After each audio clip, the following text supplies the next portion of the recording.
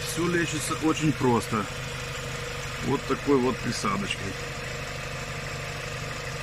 И никакого стука гидрокомпенсаторов.